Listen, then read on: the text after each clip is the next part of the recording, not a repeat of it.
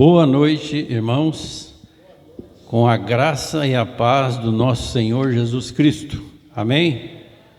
E queremos saudar a todos com a paz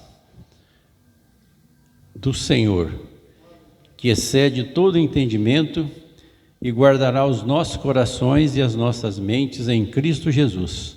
Amém? Mais um dia de alegria para a nossa vida, para a vida da nossa igreja. Hoje estamos aqui como comissão designada pelo presbitério para dar posse ao pastor José Augusto, que foi eleito pelos irmãos para o tempo de 5 anos nessa igreja. Então está aqui o relator da comissão, o pastor Alexander, o pregador, o pastor Valdemiro, o irmão presbítero Fernando, o presbítero Marcos. Quem que faltou? O pastor Tiago vem logo em seguida da sua live que ele faz agora às 18 horas. E esse que vos fala. Amém? Com muita alegria, meus irmãos, de podermos estar aqui para louvar e bendizer o santo e bendito nome do Senhor. Amém? Vamos orar nesse instante. Pai de infinda misericórdia, o Senhor é a razão de podermos estar aqui, louvando e bendizendo o teu santo e bendito nome, e santificado seja o seu nome, Senhor Deus. Nome esse que é acima de tudo. Pai, nós queremos louvar e bendizer pela misericórdia do Senhor que nos tem assistido diuturnamente. Pai, obrigado pelo privilégio que nós temos da salvação em Cristo Jesus. Obrigado pelo privilégio que nós temos, Senhor Deus, de estarmos aqui reunidos e unidos no nome do Senhor Jesus Cristo. Pai, obrigado pela vida de cada um que está aqui, por certo, pela vontade maior do Senhor. Pai, nós queremos agradecer pelo privilégio, Senhor Deus, dessa igreja existir, e ela existe desde antes da fundação do mundo, porque ela foi edificada na pessoa do Senhor Jesus Cristo, no qual nós oramos. Amém. Nesse instante nós vamos entoar um hino, número 303. Aqueles que puderem se colocar de pé. Hino de número 303.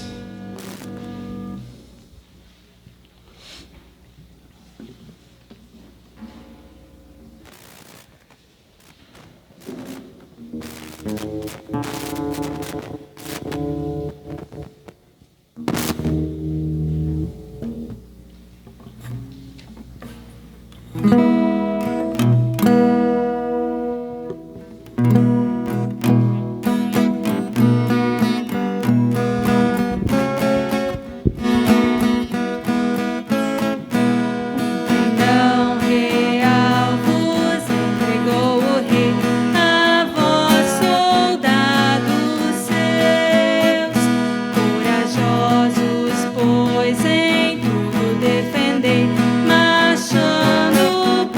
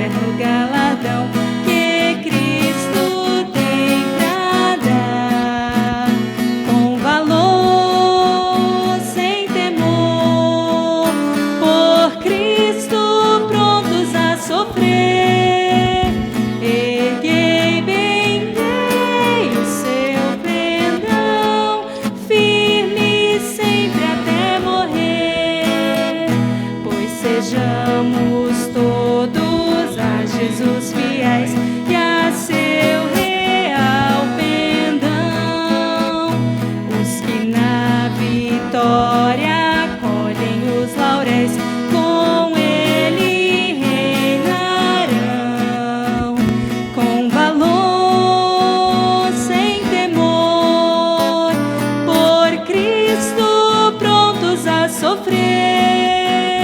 Bem alto erguei o seu pendão, firme sempre até morrer. Podeis assentar, irmãos.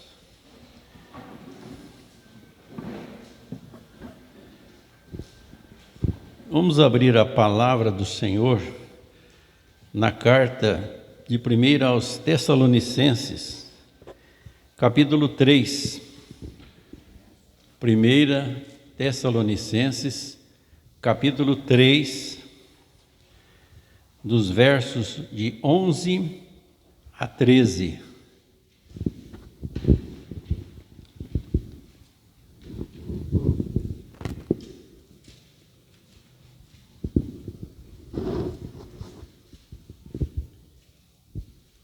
Amém?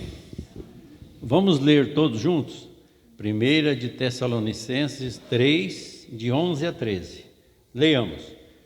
Ora, o nosso mesmo Deus e Pai e Jesus, nosso Senhor, dirijam-nos o caminho até vós, e o Senhor vos faça crescer e aumentar no amor uns para com os outros e para com todos, como também nós para convosco, a fim de que seja o vosso coração confirmado em santidade, isento de culpa, na presença de nosso Deus e Pai, na vinda de nosso Senhor Jesus, com todos os seus santos. Amém. Nesse instante, nós teremos uma palavra de oração, de gratidão, pelo nosso irmão presbítero Fernando.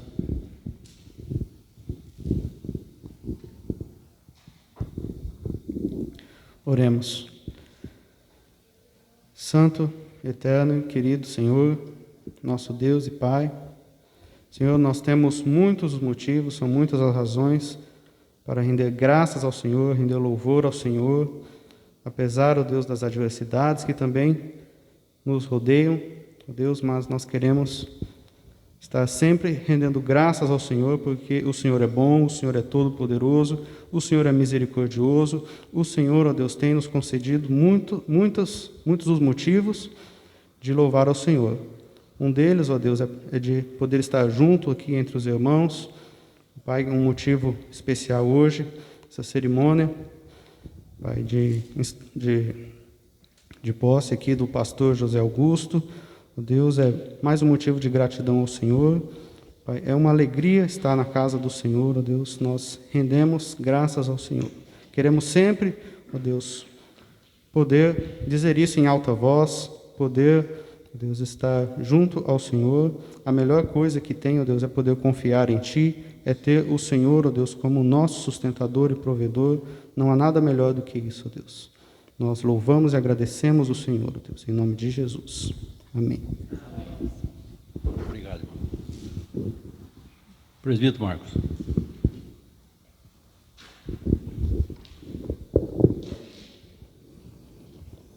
Convido os irmãos a abrirem suas Bíblias, a primeira epístola de João, capítulo 1, versículos 5 a 10. Primeira epístola de João, capítulo 1, versículos de 5 a 10. Leitura que faremos de forma alternada. Eu leio os versículos ímpares e os irmãos leem os versículos pares. Ora, a mensagem que da parte dele temos ouvido e vos anunciamos é esta, que Deus é luz e não há nele treva nenhuma.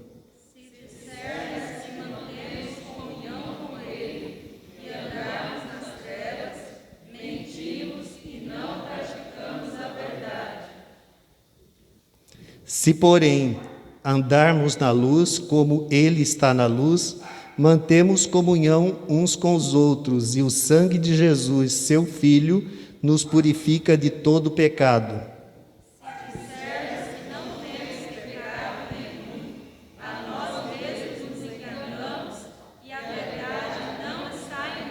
Se confessarmos os nossos pecados, Ele é fiel e justo para nos perdoar os pecados e nos purificar de toda injustiça.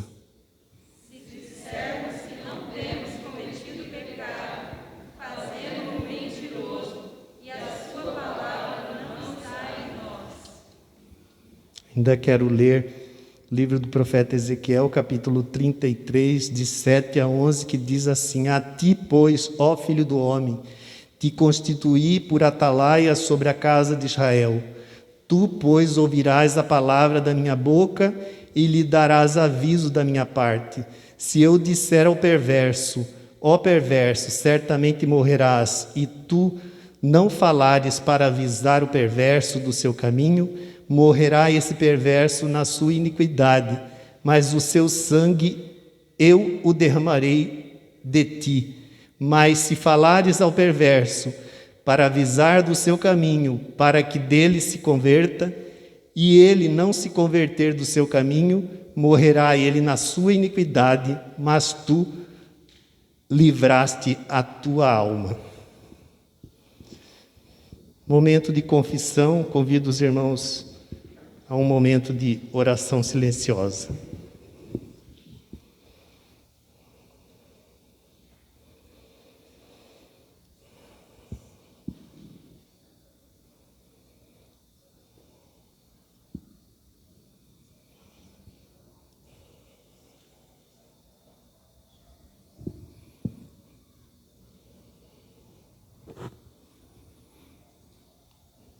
Pai querido, muito obrigado por essa noite. E desde a queda do homem lá no paraíso,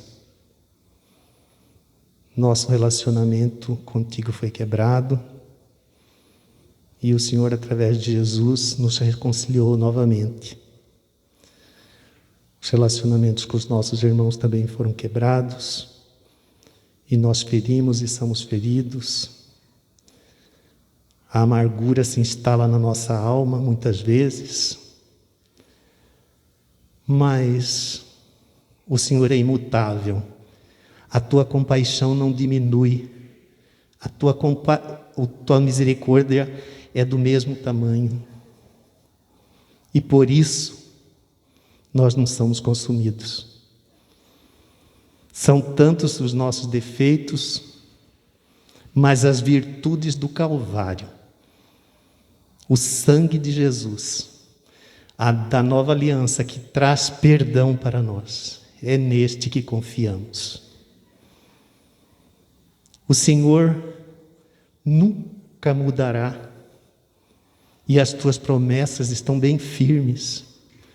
E o Senhor nos ensina a amar a Ti sobre todas as coisas. Perdoa, Senhor, a mim e aos meus irmãos que estamos aqui. Porque o Senhor pede para que nós Te amemos de todo o coração, de toda a nossa alma. Mas muitas vezes viemos hoje a este culto, querendo receber algo, mas não te demos durante a semana, não fizemos um altar de adoração ao Senhor diariamente. Perdoa por não amarmos a Ti de forma tão intensa e buscar em primeiro lugar as Tuas coisas. Buscamos muitas vezes os nossos interesses, mas não os interesses do reino. Perdoa-nos, Senhor. Perdoa-nos mesmo. Somos falhos, precisamos carecemos do Senhor e da Tua intervenção na nossa vida. Ainda bem que não é pelos nossos méritos que chegamos aos Teus pés, mas pelos eternos méritos de Jesus Cristo no Calvário. Obrigado porque o Senhor tem santificado o Teu povo. Ajuda a Igreja Ebenezer a andar em santidade E coroa, Senhor, de graça e misericórdia o teu povo aqui, nos livrando dos efeitos do pecado, que tanto entristecem o Senhor, aviltam tua santidade e nos afastam de ti. O que buscamos nessa noite, Senhor, é proximidade contigo, intimidade com o Senhor. Se há em nós, Senhor, algo que precisa ser destruído, que o Senhor venha com intervenção divina, porque não temos força para destruí-los. Carecemos do Senhor, imploramos por misericórdia. Afasta, Senhor, de nós as nossas transgressões e cria em nós um coração puro, para que tenhamos um espírito inabalável. O Senhor é o nosso consolo, o nosso refúgio. Só temos o Senhor e ninguém mais, só o Senhor. Coloca, Senhor, isso na vida do teu povo nessa noite. E com gratidão, nós já cantamos louvores a Ti pela purificação dos nossos pecados. E neste dia de festa, aonde estamos fazendo um ato externo daquilo que o Senhor já fez. Essa posse é apenas um ato externo daquilo que o Senhor já fez, quando elegeu o reverendo José Augusto e o chamou para este santo ministério. Ajuda-nos, Senhor, como igreja, a respeitá-lo, amá-lo, para que o trabalho do Senhor neste lugar cresça para a honra e glória do teu nome. Oramos em nome de Jesus. Amém.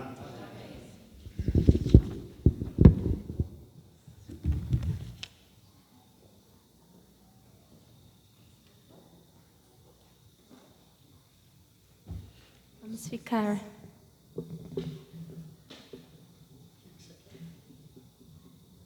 Vamos ficar em pé, igreja, para louvar o nosso Deus, com alguns cânticos.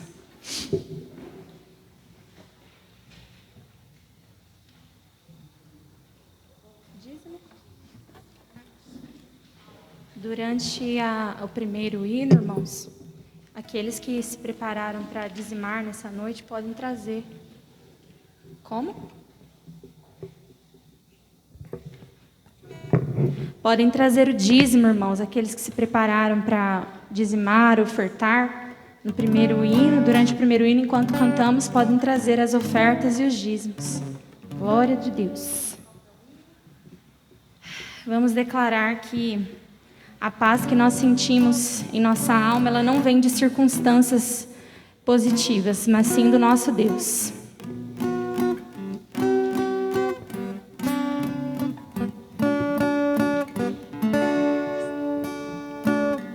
Paz que sinto em minha alma, não é porque tudo em mim vai bem. Essa paz que sinto em minha alma é porque eu amo ao meu Senhor. Não olhe as circunstâncias, olhe o seu amor. Não me guio por vistas, alegre estou. Não olhe as circunstâncias, olhe o seu amor. Não me guio por vistas, alegre estou. Este gozo que sinto em minha alma, não é porque olho ao meu redor. Este gozo que sinto em minha alma é porque eu olho ao meu Senhor. Não olho as circunstâncias, não, não, não. Olha o seu amor, seu grande amor. Não me guio por vistas,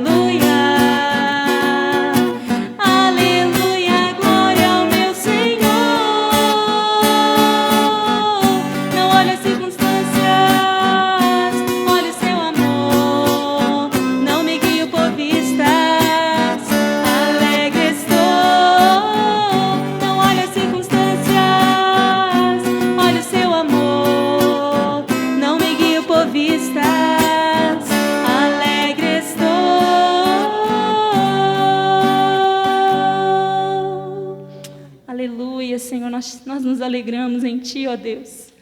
Em momentos de dificuldade, em momentos de alegria, Tu és a nossa paz, Senhor, Tu és a nossa esperança. É para Ti que nós olhamos, Senhor Jesus, o autor e consumador da nossa fé. E em Ti jamais seremos frustrados. Em Ti jamais, Senhor, caminharemos em vão. Muito obrigada por essa paz verdadeira que o Senhor nos dá, que não depende de circunstâncias. Glórias ao Teu nome, ó Deus. Em nome de Jesus. Vamos declarar que Deus, o nosso Deus, o único Deus, é soberano. Aleluia. É o hino 9, irmãos, aí na folhinha. Hino 9, irmãos, 9. Tu és soberano.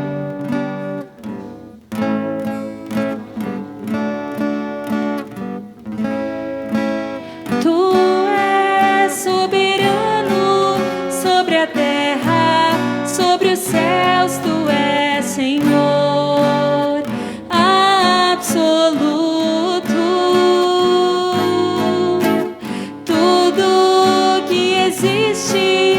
Acontece, Tu sabes muito bem. Tu és tremendo, Tu és soberano. Tu és soberano sobre a terra, sobre os céus, Tu és Senhor absoluto. Tudo que existe acontece, Tu sabes muito bem. Tu és tremendo. E apesar desta glória que tens, Tu te importas comigo também. E esse amor tão grande eleva-me, amarra-me a Ti. Tu és tremendo, Tu és soberano. Tu és soberano sobre a terra, sobre os céus, Tu és Senhor absoluto. Tudo que existe acontece, Tu sabes muito bem. Tu és tremendo. E apesar desta glória que tens, Tu te importas comigo também. E esse amor tão grande eleva-me, amarra-me a Ti. Tu és tremendo. E apesar desta glória que tens, Tu te importas comigo também. E esse amor tão grande eleva-me, amarra-me a Ti. Tu és tremendo.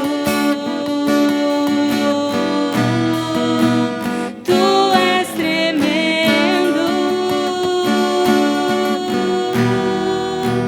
Tu és tremendo. Tu és tremendo, Senhor. Nós Te adoramos, agradecemos, Senhor, pelos dízimos e pelas ofertas, pela fidelidade que o Senhor mesmo tem colocado nos nossos corações, ó Deus. A Tua palavra, a obediência, Senhor, aos Teus mandamentos. Nós Te agradecemos por esse tempo aqui, Senhor. Toda a glória, toda a honra e todo o louvor pertencem somente a Ti, ó Deus. Em nome de Jesus. Amém, Senhor. Podem assentar-se, irmãos.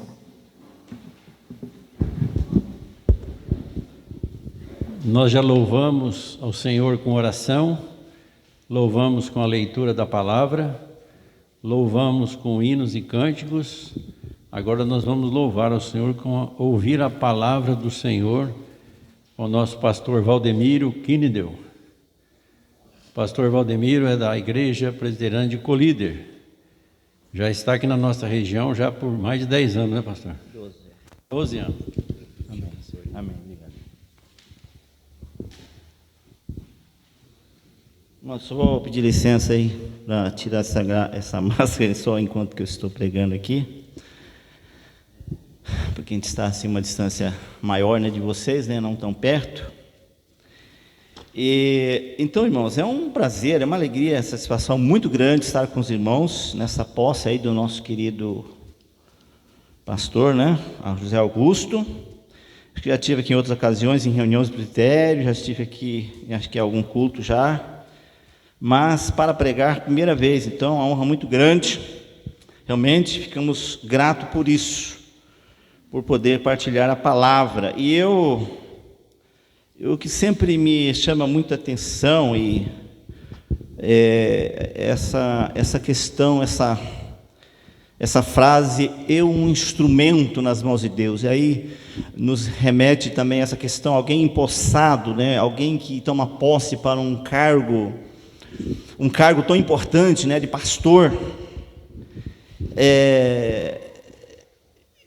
realmente isso chama atenção, né? Nós somos instrumento, precisamos ser instrumento nas mãos de Deus, e isso tem me falado ao coração. Então eu separei aqui um texto, mas eu nem vou ler o texto todo, eu vou só ler alguns versículos que eu estava meditando essa semana, que nos vai falar de alguém que foi usado, alguém que não aparece nem o nome dessa pessoa, era uma criança. Isso prova que nós todos podemos e devemos querer ser instrumento nas mãos de Deus, ser usado por Ele. E a pergunta é: eu sou um instrumento? Eu estou sendo usado pelo Senhor? Você como pastor, eu como pastor, você como presbítero, diácono, ou qualquer outro cargo na igreja, ou que não tenha cargo, você sabe que você é um instrumento e deve ser um instrumento nas mãos de Deus? Eu gostaria de ler 2 Reis capítulo 5, que é um texto bem conhecidíssimo, um conhecidíssimo texto da palavra, que fala da cura de Naamã, mas não vou ler o texto não, vou ler só o texto todo não, só uns 5 versículos aqui, para a gente ganhar tempo com isso também. Os 5 primeiros versículos dizem assim: Naamã, comandante do exército do rei da Síria, era grande homem diante do seu senhor, e de muito conceito, porque por ele o Senhor dera vitória à Síria. Era ele herói da guerra, porém leproso. Saíram tropas da Síria e da terra de Israel, levaram cativo uma menina que ficou ao serviço da mulher de Naamã. Disse ela à sua senhora: tomara o meu senhor estivesse diante do profeta que está em Samaria, ele o restauraria da sua lepra. Então foi Naamã e disse ao rei, seu senhor: assim falou a jovem que é da terra de Israel. Respondeu o rei da Síria: vai, anda, e enviarei uma carta ao rei de Israel. Ele partiu e levou consigo 10 talentos de prata, 6.000 ciclos de ouro e 10 vestes festivais. E aí vai prosseguindo mais coisas, né? Que ele fala aqui no verso 6, levou também o rei de Israel a carta que dizia: logo em chegando a ti esta carta, saberás que eu te enviei, Naamã, meu servo, para que o cures da sua lepra. Oremos. Pai querido, muito obrigado, realmente por este momento de nós estarmos abrindo a tua palavra e meditando nela, e que ela fale conosco sempre, ó Pai, fala principalmente nesta hora, quando nós estamos reunidos em comunidade, em igreja, nesta noite tão solene, importante aqui, neste templo, neste local, ó Deus, e que nós sejamos edificados, abençoados por essa palavra, Senhor, em nome de Jesus, amém. Então, meus queridos irmãos, eu gostaria de perguntar mais uma vez: eu sou o homem, eu sou esse homem e essa mulher que sou o instrumento nas mãos de Deus, que Deus usa?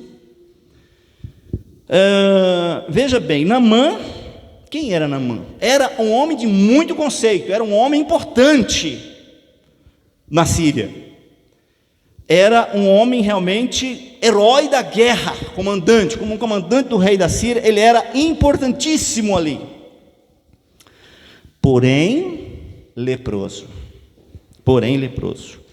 Então o verso 2 nos fala aqui de quem é o necessitado, que precisa ser abençoado por nós. Fala de esse homem, que apesar de tudo que ele era, mas era leproso, precisava ser abençoado, precisava de uma bênção. O verso 3 fala de tropas assírias que levaram cativa uma menina. Veja bem, uma menina, não aparece nem o nome dela. Observem, uma menina, e essa menina foi um instrumento. Essa menina foi usada, ela foi instrumento nas mãos do Senhor para salvar aquela vida, não só curar fisicamente da lepra, mas salvar espiritualmente, porque isso nós podemos ver depois no decorrer do texto, do capítulo. Isso ocorreu também, a cura espiritual de Naamã. Então, como vocês podem ver, que uma coisa pode resultar em outra, né? Na melhor, na mais importante. Então isso nos prova aqui que quem Deus usa, quem é o que Deus usa? Aqui uma menina cativa, que fora levada cativa, foi instrumento. Então não importa quem você é na igreja, se você é um membro, apenas um membro, que se possa sentir insignificante, pequeno, ou se você é o pastor, ou se você é o presbítero, ou o diácono, saiba que cada um Deus quer usar. Observe, Deus usa então uma menina, que nem aparece o seu nome, isso é registrado aqui, fica registrado nas Sagradas Escrituras. Como você acha que não pode ser usado, por Deus? Se está claro, portanto, que Deus usa, e Deus usa qualquer um, não importa a sua posição, não importa o seu status, não importa as suas posses, não importa, enfim, se é homem ou mulher, se é grande ou pequeno, rico ou pobre, não importa a sua cor, enfim, não importa nada, Deus usa qualquer um.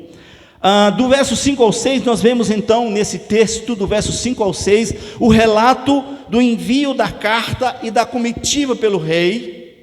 Veja bem, a menininha falou: olha, tem um homem de Deus, o profeta, na minha terra. Se ele for lá, se o Naamã, o meu senhor, for até ele, ele vai ser curado, ele vai ser liberto dessa lepra, ele vai ser curado.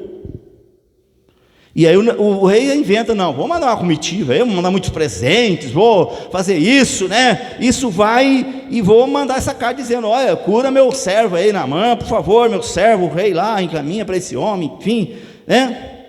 Agora a atitude do rei está registrada lá no versículo 7, a atitude do rei de Israel. Ele ficou desconfiado, ele achou que se tratava de uma, vamos dizer assim, de uma espionagem, né?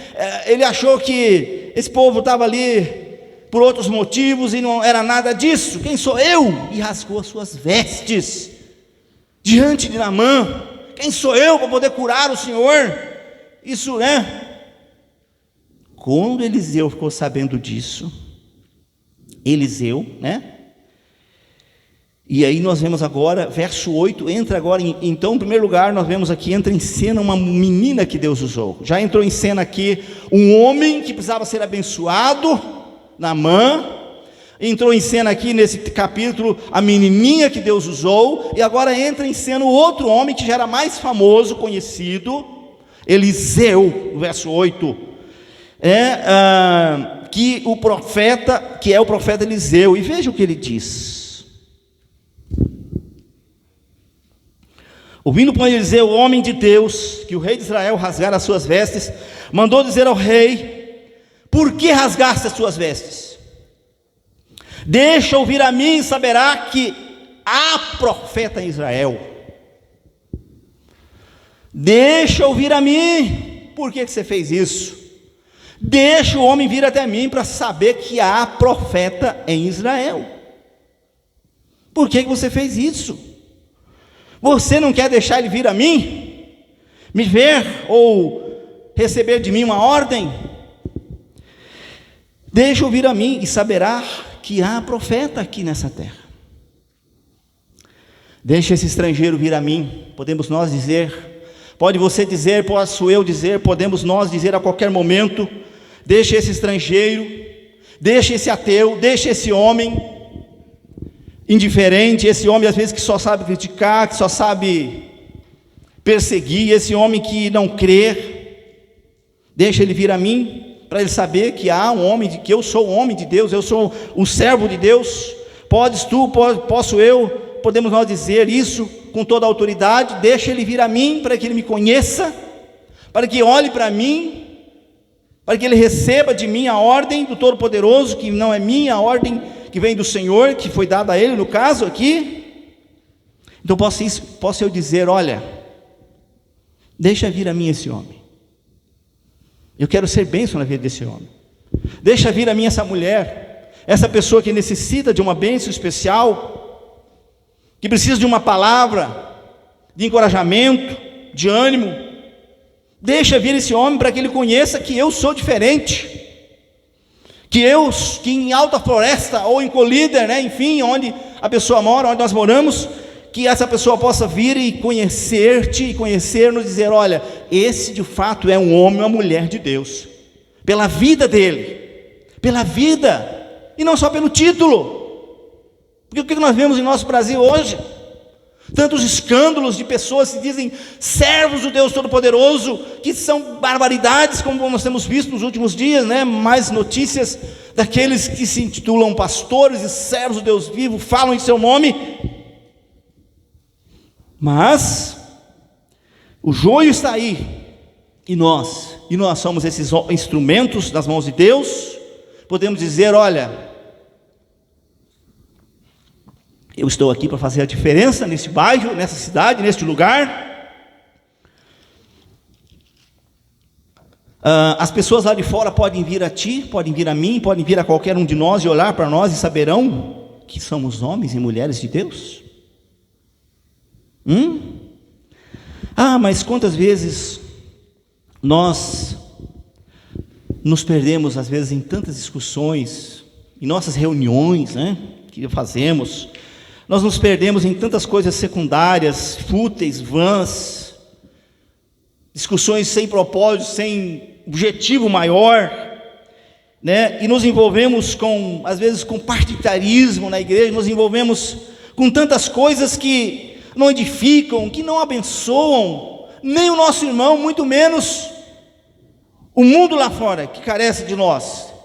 Relacionamentos ou coisas que acontecem às vezes no meio do seio da igreja, que não constroem pontes, elos de ligação entre as pessoas, mas constroem sim paredes, muros, divisões.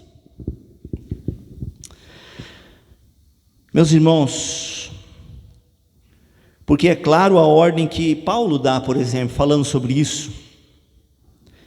Paulo dá uma ordem lá em Filipenses 2, versículo 3: nada façais por partidarismo ou vanglória, mas por humildade, considerando cada um os outros superiores a si mesmo.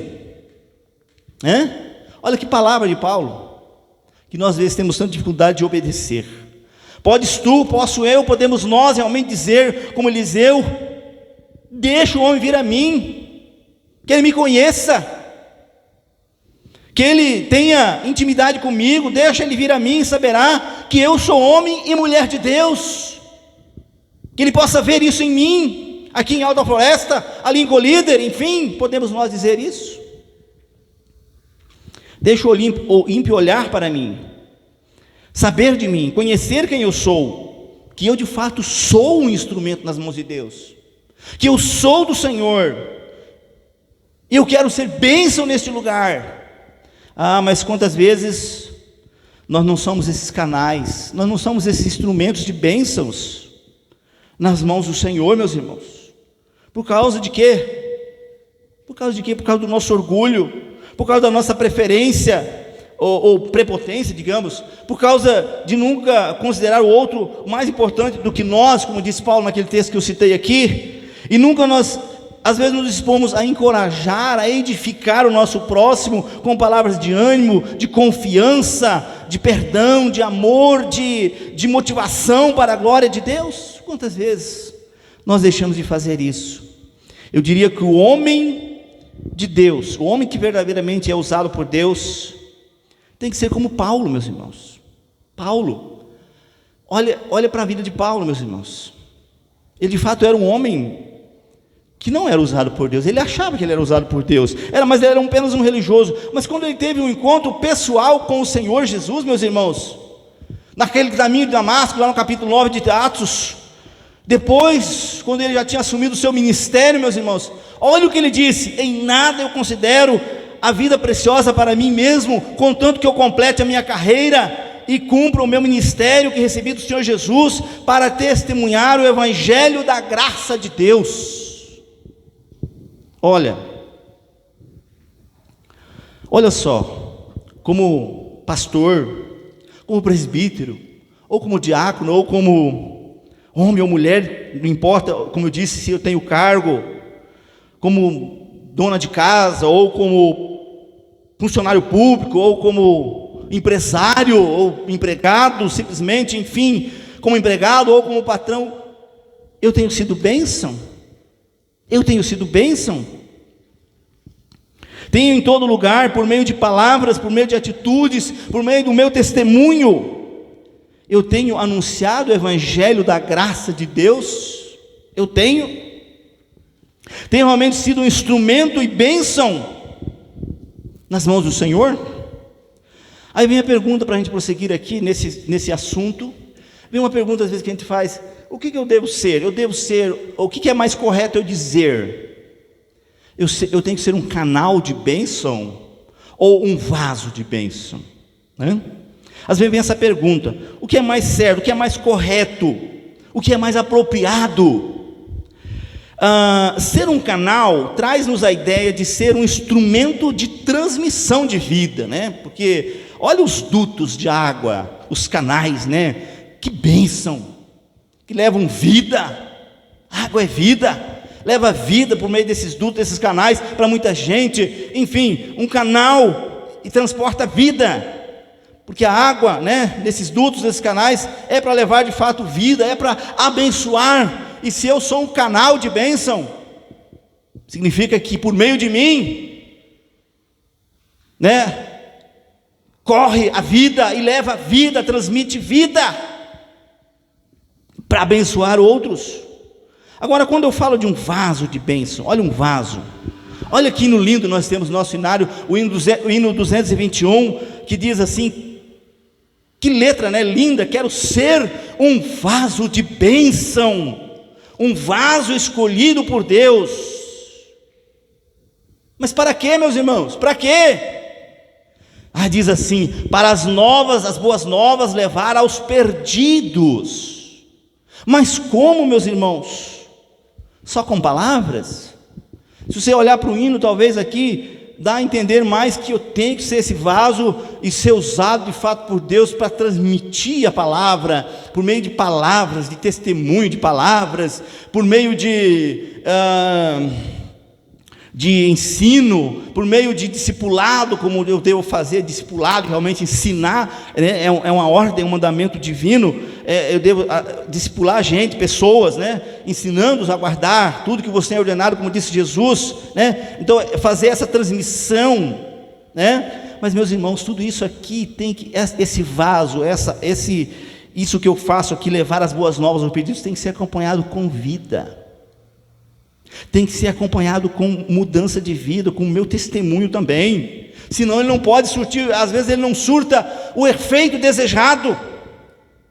É disso que fala a estrofe, para ser, a última estrofe daí depois. Se você olhar na última estrofe, vai dizer assim: para ser um vaso de bênção, é mistério uma vida real, uma vida de fé e pureza, né? Revestida de amor divinal. Olha só, como que eu serei esse vaso. O que diz exatamente na última estrofe, meus irmãos. E depois a gente canta: eis-me aqui, eis-me submisso ao teu serviço, eu me consagro, bendito Senhor. Mas que isso não saia só da nossa boca, que isso seja algo real, de coração, como Paulo vivia, como ele dizia: olha, eu não considero a vida em nada preciosa para mim mesmo, contanto que eu cumpra o meu ministério, que eu anuncie o Evangelho, e viva esse Evangelho e transmita. Então, que seja isso, que a nossa vida seja isso também. Quantas vezes nós não somos isso? É só da boca para fora, meus irmãos. Para quê então?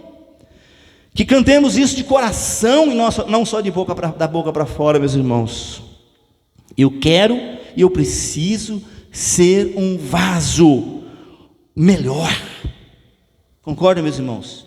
Eu devo dizer a cada dia: eu quero e eu preciso ser um vaso melhor, que ofereça vida, que leve vida, não morte, não maldição, mas bênção, vida.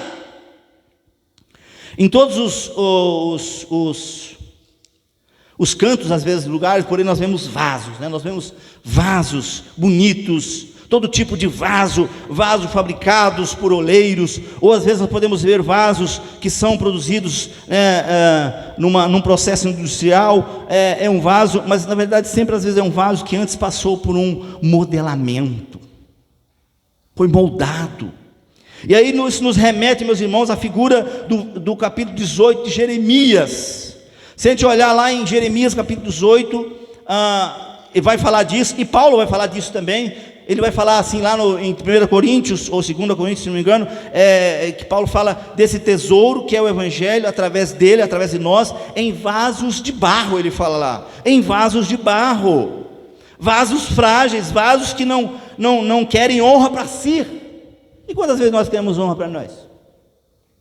Quantas vezes a honra, o destaque tem que ser nós, o pastor, ou o líder, ou o ministério de louvor, o líder do ministério de louvor, ou qualquer outro, quer honra para ele. Quando Paulo diz: olha, nós fazemos esse tesouro maior que o Evangelho em vasos frágeis como nós. Para quê? Para quê? Para que a excelência do poder seja de Deus, veja só, e não de nós. É isso que ele diz lá. Agora lá de Jeremias, isso está lá em 2 Coríntios 4:7. Agora lembra de Eliseu, por exemplo? Esse era um vaso. Por quê? Vocês viram depois? Aliás, vocês viram antes, quando ele chegou lá? Quando ele chegou lá para ser recebido na primeira vez, ele nem saiu para fora, mandou uma ordem: vai lá no Jordão, te lava 7 vezes e ficarás limpo. Ele não quis nem aparecer, ser recebido, né, como o grande homem de Deus, o profeta em Israel. Não, isso é porque ele não queria a glória para ele. Ele era um vaso de honra mesmo, para a glória, toda a glória ser do Senhor e não dele. Então está ali. E depois, quando ele foi curado e voltou lá para presenteá-lo, também não recebeu nada daquilo, não recebeu nada. Disso: sejam para ti, pode ficar com tudo, porque não foi eu que te curei, foi o Senhor que te curou, glória a Ele. Viu só? Então está ali um exemplo de vaso. Ele atribuiu todo o poder, tudo, a cura, toda a glória a Deus. Ele não aceitou nada daqueles presentes que Naamã depois quis oferecer a ele. Meus irmãos, então nós vemos uma coisa, Jeremias 18 que eu citei aqui, Jeremias 18. Jeremias desce à casa do oleiro para ver todo o processo de fabricação do vaso, tá? Jeremias entendeu que todo esse processo de moldar o vaso, o barro, aliás, é também necessário na vida do servo,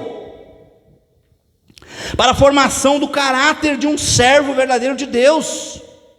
É isso que Jeremias pôde observar lá. E se a gente olhar lá então, capítulo 18 de Jeremias, o verso 3: desci à casa do oleiro, e eis que ele estava entregue à sua obra sobre as rodas. Então estava lá. Esse barro precisava, na verdade, precisamos entender, passou por algumas etapas. Esse barro que é usado para a fabricação do vaso de honra, né? E que somos nós, muitas vezes, esse barro que devemos ser, ele tem que passar por alguns processos, meus irmãos. Ele tem que passar, às vezes, por algumas etapas, meus irmãos, etapas para que seja modelado, para que seja de fato, né, trabalhado. E é interessante. Então ele desce e vê todo aquele procedimento. Mas vamos ver um pouquinho sobre esse barro. Esse barro que devemos ser nós, eu, você. O que precisa acontecer? Precisa haver a seleção do barro. Não é qualquer barro. Não é qualquer barro que vai fazer esse vaso bonito. e que não quebre, que seja um vaso mais resistente. Então existem mais de 200 tipos de barro, mas no entanto, apenas uns 8 tipos servem para a fabricação de vasos. E aí nós podemos saber de uma coisa, que nós somos selecionados por Deus, nós somos esse barro especial, que fomos selecionados por Deus para sermos moldados por Ele, trabalhados por Ele, para sermos bênçãos. Então Ele quer nos moldar, Ele quer nos moldar, fazer de nós vasos de honra, não de desonra, meus irmãos.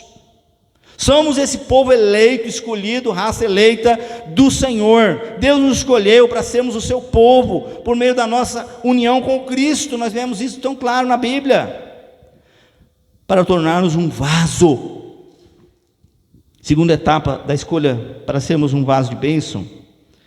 Esse barro, segunda etapa da escolha do barro, meus irmãos, é a escolha a curtição do barro, curtimento do barro, né? E o que significa isso? Significa padecer, significa sofrer, significa suportar, tá? Eu acho que aqui no versículo 4 de Jeremias que eu disse, né? Como o vaso que o oleiro fazia de barro se estragou na mão, ou quebrou, né? Aquele vaso quebrou, digamos assim, outra versão vai dizer mais ou menos isso, tornou a fazer dele outro vaso, segundo bem lhe pareceu.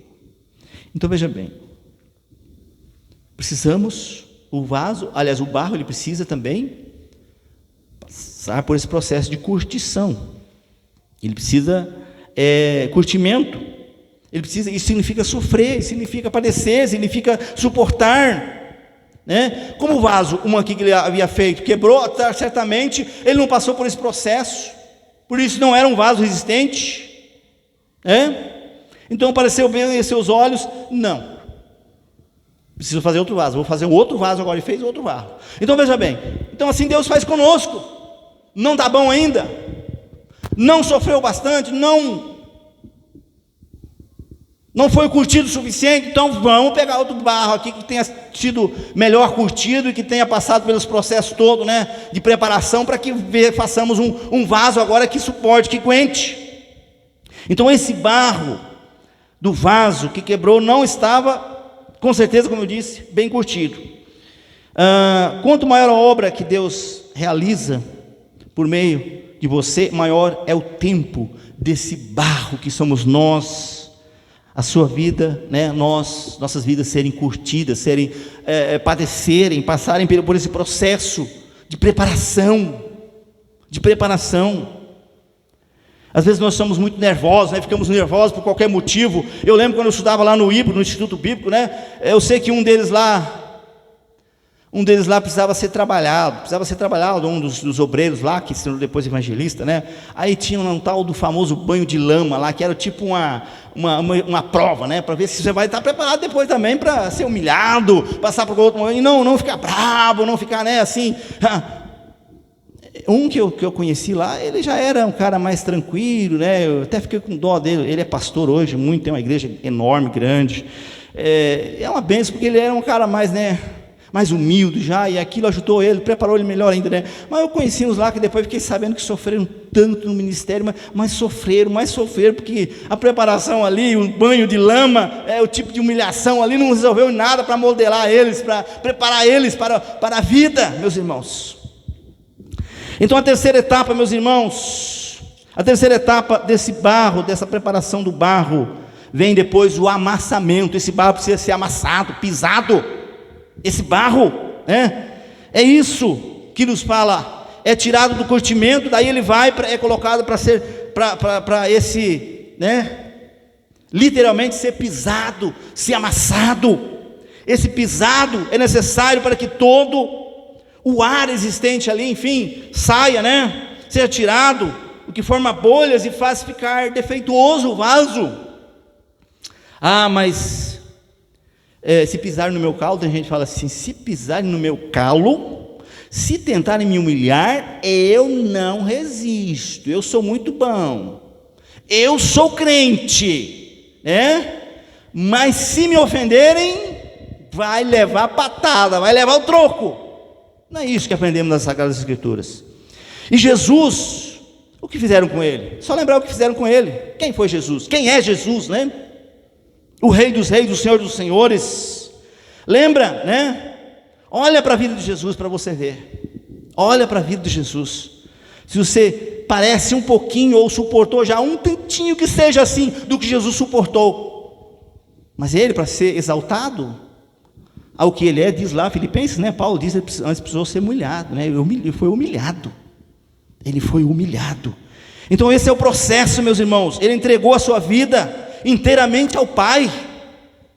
E nós entregamos? Certamente porque não entregamos. Não nos tornamos esse vaso de honra. E muitas vezes quebramos. Precisamos ser moldados novamente, refeitos. Ele como Senhor e você como servo, né? Se ele como Senhor passou por tudo isso, imagina nós como servos. Ele disse, o servo não é maior, não é mais importante que o seu mestre, não é? Não é mais importante que o seu mestre. Então o que esperamos de nós? Meus irmãos, a quarta etapa, na preparação desse barro para o vaso, para ser um vaso de honra, tem que se acrescentar alguns ingredientes nesse barro. Não é qualquer barro e pegar lá simplesmente o barro.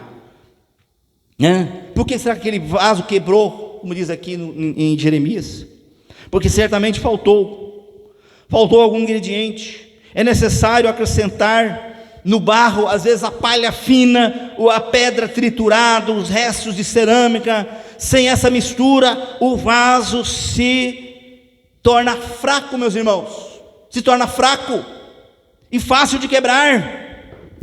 E como é que Deus nos quer, meus irmãos? Como é que Deus nos quer? Ele não quer que sejamos vasos fracos em sua obra, mas vasos fortes, resistentes, mas que sirvamos com consistência, com firmeza, suportamos, né?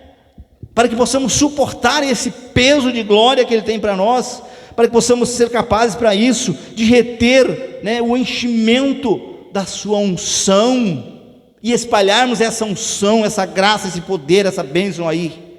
Deus não quer vasos de porcelana, né, quebradiços, cheios de mimimi. Às vezes, olha, esses vasos aqui estão aqui só para enfeite. Não, Deus não nos quer para enfeite.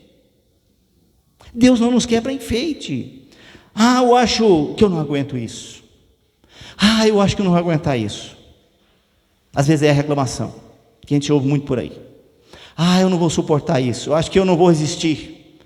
A prova é muito grande, a luta é muito grande, né? Às vezes dentro da própria igreja, ou nas igrejas, por aí nós vemos isso, né? As pessoas podem dizer, não, eu não aguento mais isso, eu não prossigo, eu vou desistir do pastorado, eu vou desistir do presbiterato, eu não aguento isso.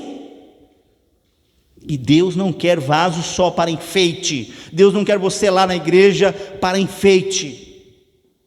Deus quer trabalhar em você, trabalhar com você, para que você não seja esse vaso frágil, como a porcelana lá, que serve de enfeite apenas e qualquer coisinha é aquele mimimi. Não, de forma alguma. Deus quer nos usar e usar para a sua honra e glória, e quer usar vasos fortes, resistentes, e para isso precisamos ser cheios do seu Espírito Santo. Nós precisamos, meus irmãos, estar cheios do seu amor. Nós precisamos estar cheios da alegria, que a Bíblia nos fala que a alegria é a nossa força. Precisamos de santidade. A santidade, meus irmãos, que é o quê? Que é como que o nosso cartão de apresentação, né? A santidade de vida. Precisamos de compromisso. Ele é, meus irmãos, o alvo da observação, né, em nós, o compromisso. Precisamos de humildade também. Precisamos que é a chave que abre a porta da comunicação, meus irmãos. Precisamos aquilo que o Senhor tem muito a nos ensinar também, como já falei aqui, submissão. Ele esteve submisso ao Pai, se entregou completamente ao Pai. Não seja como eu quero, mas sim como tu queres, Senhor. Como tu queres. Então Ele, né, que tem o poder de nos sustentar, de nos fazer esse vaso resistente, vaso de honra, vaso de bênçãos. Precisamos também de obediência a Ele. Obediência mesmo, que é a garantia da vitória, a obediência. Você não será um vaso fraco, nem defeituoso, se você receber todos esses acréscimos na sua vida. Esses acréscimos que fala aqui, que literalmente do barro precisa desse acréscimo, como eu falei, mas na vida, no figurado aqui, né, falando de nós como vasos, nós precisamos desses acréscimos a cada dia, sermos cheios disso, do seu Espírito, e sermos obedientes, sermos submissos, sermos humildes, sermos cheios de amor, de compromisso, enfim, de alegria, né? Enfim, nós precisamos disso que nós precisamos, meus irmãos. Você não será, nem eu serei, nós não seremos vasos de honra, vasos de bênção, se não nós estivermos dispostos a realmente buscar isso a cada dia no Senhor. Agora, uma outra etapa vem depois do barro, dessa preparação para o vaso de bênção, é a etapa da modelagem, a hora que Deus quer nos modelar mesmo, né? Quando o pote que o oleiro estava fazendo não ficava bom, ele pegava o barro e fazia outro, conforme queria, né? Aí o Eterno disse lá, por exemplo, lá em Jeremias, você pode verificar lá, ele disse o seguinte: será que eu não posso fazer com o povo de Israel o mesmo que o oleiro faz com o barro? Ou seja, Deus está dizendo, eu não posso fazer. Eu posso fazer sim, eu faço. O mesmo que o oleiro faz com o barro, eu posso fazer com vocês. E se nós estamos prontos a sermos modelados realmente pelo Senhor, nós vamos ser esses vasos, meus irmãos. Então, essa é a etapa, vamos dizer assim, mais bonita da preparação do barro, né? Da preparação do vaso de honra, que somos nós, e não de desonra. Essa etapa da modelação, onde nós somos modelados, definitivamente modelados. O profeta Jeremias observou, diz aqui, que o oleiro levou